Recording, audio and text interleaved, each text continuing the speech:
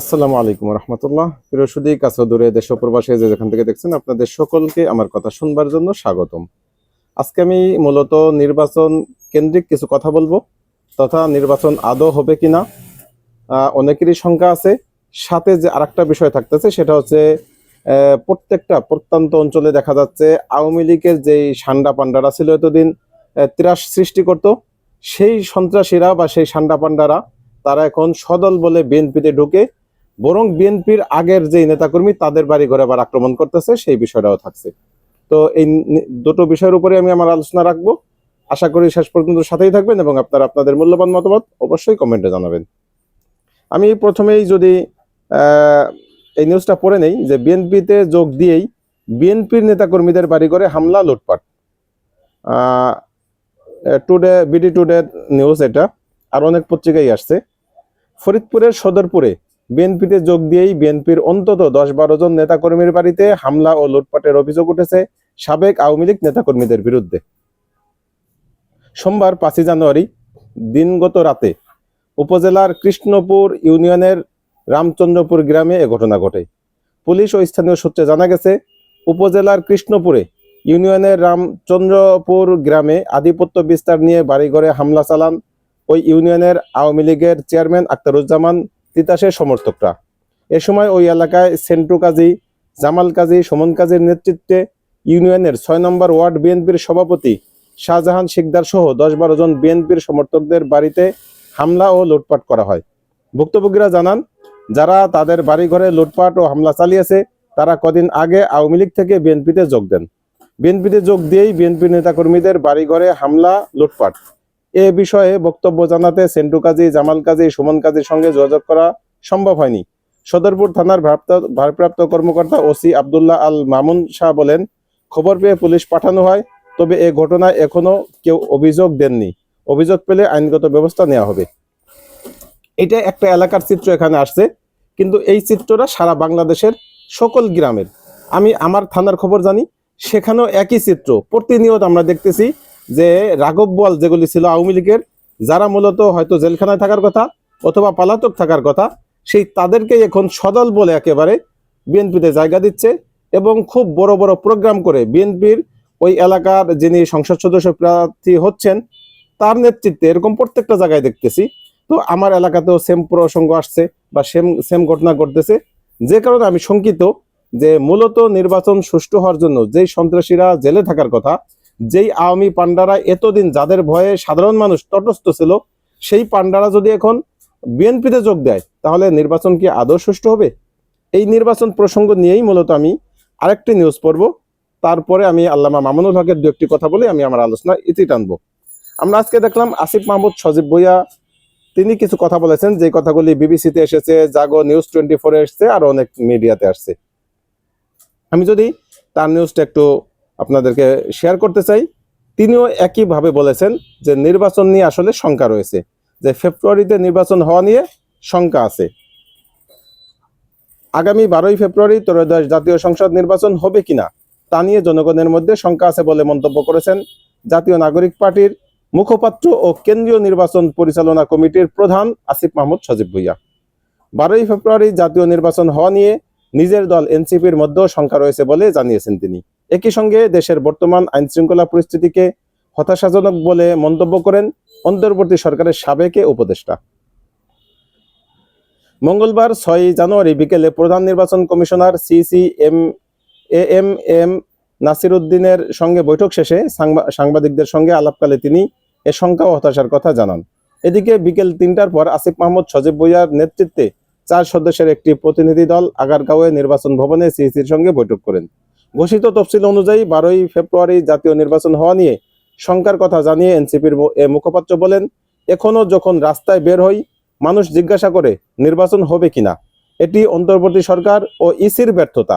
তারা মানুষকে এই আত্মবিশ্বাস দিতে পারেনি। এজন্য ফেব্রুয়ারিতে নির্বাচন হবে কি না, হবে কি হবে না তা নিয়ে মানুষের মধ্যে শঙ্কা আছে।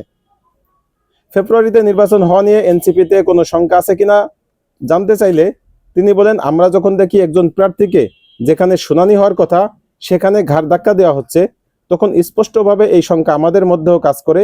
আমরা যখন দেখি বিভিন্ন এলাকায় সন্ত্রাসীরা ঘুরে বেড়াচ্ছে, বিভিন্ন জায়গায় প্রশাসন পক্ষপাতিত্ব করছে, তখন এই সংখ্যাগুলো আমাদের মধ্যে অবশ্যই আছে। আইনশৃঙ্খলা পরিস্থিতি হতাশাজনক উল্লেখ করে আসিফ মাহমুদ বলেন, তফসিলের পরদিন চিহ্নিত আসামিদের হাতে ওসমান হাদি শহীদ হয়েছেন, ফলে নির্বাচন নিয়ে শঙ্কা আরো বেশি তৈরি হয়েছে। আইনশৃঙ্খলা বাহিনীর দৃশ্যমান উপস্থিতি দেখা যাচ্ছে না, আগে যেমন ছিল এখনো তাই দেখা যাচ্ছে। পাতানো ভোটের লক্ষণ দেখা দিলে রাজপথে নামার হুঁশিয়ারি দিয়ে এনসিপির এ নেতা বলেন, ভোটের সুষ্ঠু পরিবেশ নিয়ে ইসির উপর আস্থা রাখতে বলা হচ্ছে, তবে কথায় নয়, তাদের কাজের মাধ্যমে আস্থা ফিরবে কিনা সেটা আমরা দেখব। আমরা যদি দেখি ইসি নির্বাচনকে একতরফা আয়োজনের দিকে নিয়ে যাচ্ছে, যদি আরেকটি পাতানো নির্বাচনের প্লট সাজানো হয়, অবশ্যই আমরা রাজপথ বেছে নিতে হবে। একটি পার্টির নির্বাচনে নিয়ম বহির্ভূতভাবে অনেক সরকারি কর্মকর্তা ও গোয়েন্দা সংস্থার প্রধানরা যাওয়া আসা শুরু করেছেন, যোগ করছেন আসিফ মাহমুদ। অর্থাৎ এখানে তিনি স্পষ্টই ইঙ্গিত করেছেন বিএনপিকে, কারণ বিএনপির প্রতি আমরা যেভাবে সদয় দেখতেছি, প্রত্যেকটা জায়গা থেকে আমাদের কাছে যে নিউজ আসতেছে, খবর আসতেছে, যে সকল অফিসের সরকারি কর্মকর্তা কর্মচারী যারা আছেন, তারা একরকম ধরেই নিয়েছেন যে আগামী নির্বাচনে বিএনপি জিততেছে। সে কারণে বিএনপির প্রতি, সরকারি দলের প্রতি যেমন আনুগত্য প্রকাশ করে, ঠিক তেমনটাই করতেছে, যেগুলি প্রজাতন্ত্রের কর্মচারী হিসেবে তাদের কোনোভাবেই করা উচিত নয়। অন্তত 24 পরবর্তী স্বাধীন একটি দেশে, যেখানে সকলের বাক স্বাধীনতা আছে, আমরা যেই ফ্যাসিজমের বিরুদ্ধে লড়াই করেছি, আমরা যেই সিস্টেমের বিরুদ্ধে লড়াই করেছি এবং যেই সিস্টেমের পরিবর্তন চেয়ে এসেছি, সেই সিস্টেম যদি এখনো বলবৎ থাকে, তাহলে সেটা হবে বাংলাদেশের জন্য সবচাইতে অকল্যাণকর বা সবচাইতে ব্যর্থ একটি দিক।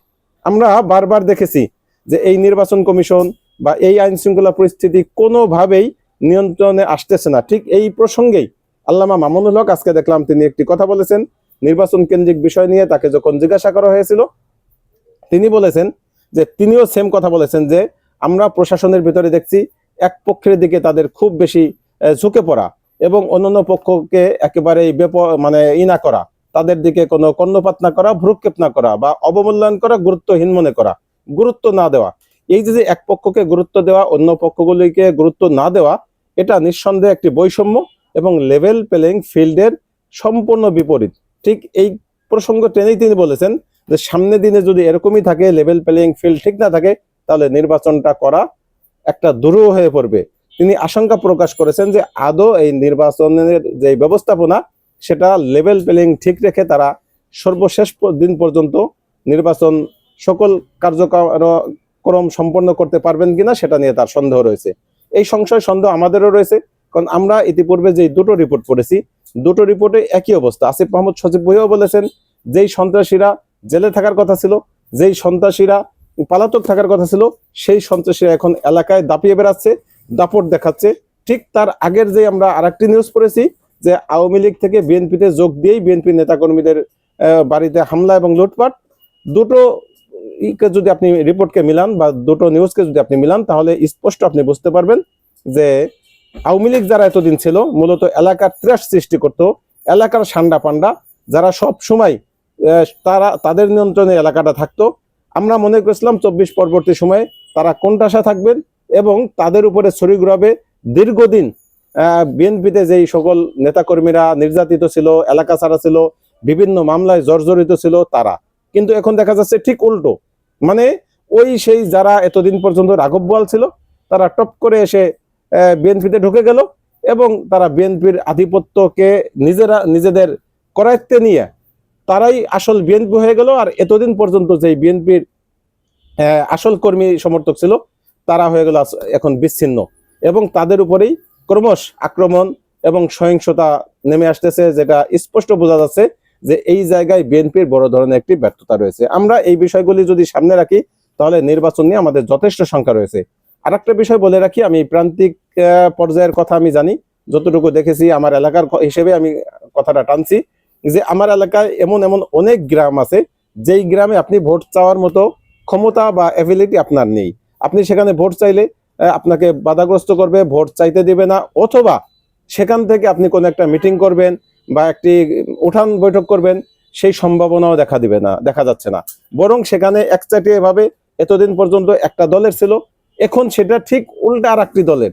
তার মানে যে আধিপত্যবাদ পুরা দল সহ, আমি এক এলাকার যদি আমি নেতা হই, আমার নেতৃত্বে পুরা গ্রাম এক থাকতে হবে। এই যে যে মানে মানুষের উপরে জুলুম নির্যাতন বা মানুষের উপরে কর্তৃত্ববাদের যে একটি বিষয়, সেটা কিন্তু এখনো বহাল আছে। অর্থাৎ আমরা এতদিন পর্যন্ত যেই নতুন বন্দোবস্তের কথা বলেছিলাম যে নয়া বন্দোবস্ত হতে হবে, সেই নয়া বন্দোবস্তের কোনো ছিটে ফোঁটা দেখছি না। মূলত প্রজাতন্ত্রের নির্বাচনের ব্যবস্থা কেমন হওয়ার দরকার ছিল, এখানে স্বাধীনভাবে প্রত্যেকটা মানুষ যার যার মতো করে ভোট চাবেন, প্রত্যেকটা গ্রামে যার যার মতো করে ভোট চাবেন, এবং প্রত্যেক গ্রামে যারা কর্তৃত্ববাদী আছে, যারা মাতবার আছে, তারা এই ভোট নিয়ে তারা তাদের এলাকার কাউকে চাপ সৃষ্টি করতে পারবেন না, এবং সেই গ্রামে অন্য কেউ ভোট চাইতে গেলে তার উপরে জুলুম নির্যাতন করতে পারবেন না, বাধাগ্রস্ত করতে পারবেন না, এবং কোনোভাবে সহিংস আচরণ করতে পারবেন না। কিন্তু আমরা তা দেখছি না। আমরা ক্রমান্বয়ে সেই সহিংসতার দিকেই মনে হয় দেশ এগিয়ে যাচ্ছে। এই বিষয়গুলি সামনে যদি আসে, ক্রমান্বয়ে আমরা যা মনে হচ্ছে যে আগামী 12ই ফেব্রুয়ারি যে নির্বাচন হওয়ার কথা, সেই নির্বাচন নিয়ে আসলেই জনগণের ভিতরে যে শঙ্কা, এবং আল্লামা মামুনুল হক যেভাবে বললেন, এবং আসিফ মাহমুদ সজীব ভুঁইয়া যেভাবে বললেন, এবং আরো অনেক নেতারা সেম একই ক্যাটাগরিতে কথা বলছেন, তাতে অনিশ্চয়তা তৈরি হচ্ছে যে আদতে আগামী নির্বাচন হবে কিনা, বা হলেও একপাক্ষিক সেই বিএনপি আওয়ামী লীগের সময় যেমন সাজানো নির্বাচন দেখতাম, এখন বিএনপির জন্য সেরকম একটা সাজানো বা পাতানো নির্বাচন হচ্ছে কিনা, সেটাও আমাদের ভেবে দেখতে হবে। একটু আগে আমি হাসানাত আব্দুল্লাহর একটি ভিডিও দেখলাম। তিনি বলেছেন যে যদি এই নির্বাচন কমিশন মনে করেন যে জনাব তারেক রহমান সাহেবকে এই আসনে জিতিয়ে দিবেন, তাহলে তাকে ডেকে নিয়ে বসিয়ে সেই আসনগুলি ছেড়ে দেখ তার জন্য। এভাবে করার কি আছে, মানে তামাশা করার কি আছে? তার মানে তিনি অনেকটা ক্ষোভের জায়গা থেকে বলেছেন যে একসাথে এভাবে যেইভাবে এই নির্বাচনের মাঠে জনাব তারেক রহমানকে অগ্রাধিকার দেয়া হচ্ছে, বা তাকে যেভাবে সাপোর্ট দেওয়া হবে, সেই সাপোর্টটা অন্য কাউকে দেওয়া হয়তো বা দিবে না, এই আশঙ্কার জায়গা থেকে, বা তার কাছে স্পেসিফিক হয়তো কোনো বক্তব্য আছে বা স্পেসিফিক কোনো তথ্য আছে, সেই তথ্যের ভিত্তিতে তিনি এই অভিযোগটি করেছেন। অতএব আমরা খুব আশঙ্কার জায়গা থেকেও আমরা এখনো এই রাষ্ট্রের কাছে, সরকারের কাছে, ইসির কাছে আমাদের চাওয়া পাওয়া হচ্ছে যে আপনারা মেরুদণ্ড শক্ত করে স্বচ্ছ এবং সঠিক একটি নির্বাচন আয়োজন করুন। সেই নির্বাচনে যে জয়যুক্ত হবে তিনিই ক্ষমতা চালাবেন, তিনিই বাংলাদেশের শাসনভার বুঝে নেবেন।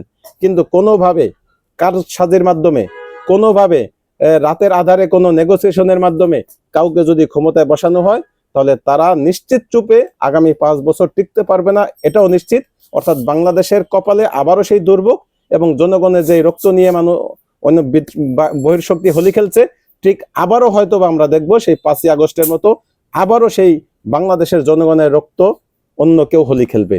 সেই প্রত্যাশা মোটেই করি না। আমরা চাই নিরাপদ একটি বাংলাদেশ, এবং সুন্দর একটি পরিবেশ, এবং স্বচ্ছ একটি নির্বাচন, যার মাধ্যমেই সুন্দরভাবে যারা ক্ষমতায় আসবেন তারা শাসনভার বুঝে নেবেন এবং ভালোভাবে দেশ চালাবেন। সেই প্রত্যাশা রেখে আজকের মতো ভিডিওটি শেষ করছি। ভালো থাকবেন। আল্লাহ হাফেজ। আসসালামু আলাইকুম ওয়া রাহমাতুল্লাহি ওয়া বারাকাতুহু।